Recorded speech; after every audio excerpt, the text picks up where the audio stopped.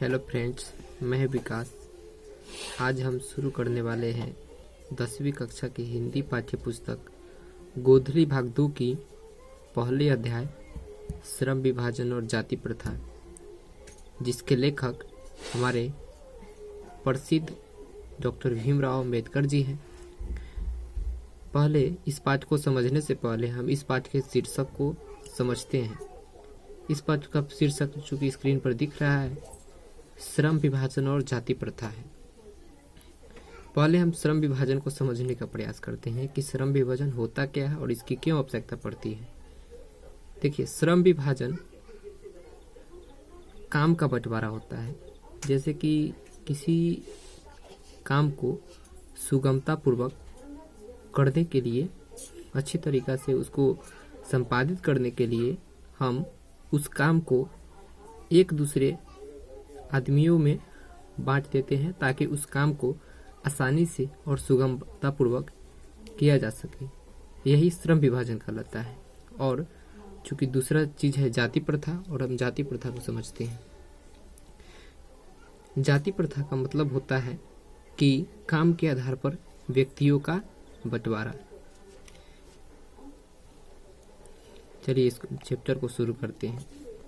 Doctor Bhimrao Ambedkar ji द्वारा इस पाठ का हिंदी रूपांतरण ललाई सिंह यादव ने किया है।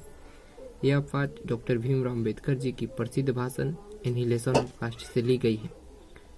इस पाठ में डॉक्टर अंबेडकर जी कहते हैं कि यह विडंबना की बात है, मतलब कि यह उपहास की बात है, मजाक की बात है।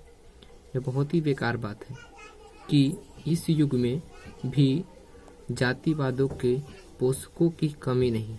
मतलब डॉक्टर अंबेडकर जी कहते हैं कि इस युग में भी जातिवाद के पोषकों की कमी नहीं है।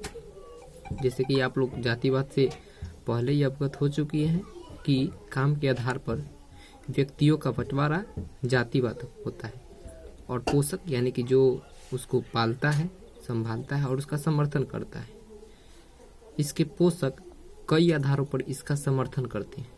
जो जातिवाद के पोषक है, जो जातिवाद को मान्यता देते हैं और कहते हैं कि हाँ जातिवाद सही है, एक किसी भी रूप में गलत नहीं है, इसका समर्थन कई आधारों पर करते हैं।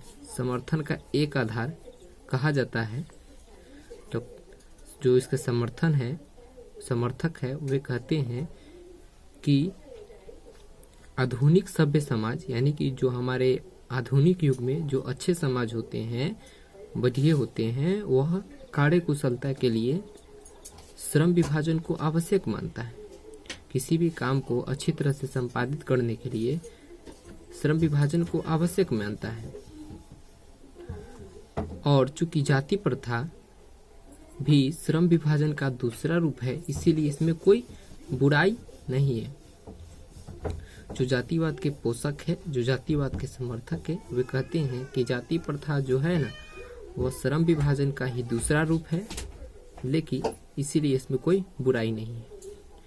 इस तर्क का अंबेडकर जी समर्थन करते हैं, इसको स्वीकार करते हैं, और वे कहते हैं कि यह तर्क के संबंध में पहली बात तो यह आपत्तिजनक है कि जाति प्रथा श्रम विभाजन के साथ साथ श्रमिक विभाजन का भी रूप लिए हुआ है।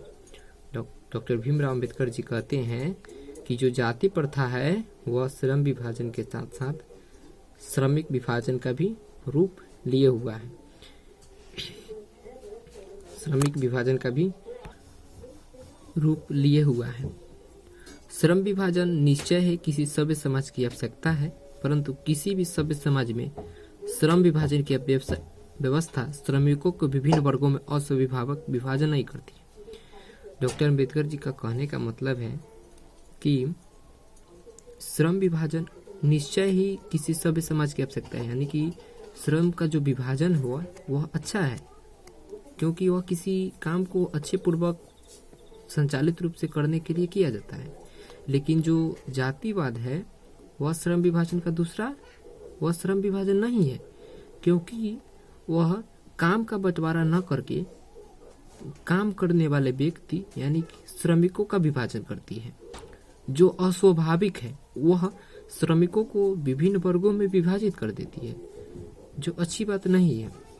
इसके बाद डॉक्टर अंबेडकर जी कहते हैं कि भारत की जाति प्रथा की एक और विशेषता यह है कि यह श्रमिकों का अस्वाभाविक विभाजित नहीं करती, बल्कि विभाजित वर्गों को एक दूसरे की अपेक्षा नीच ऊंच का भी करार देती है।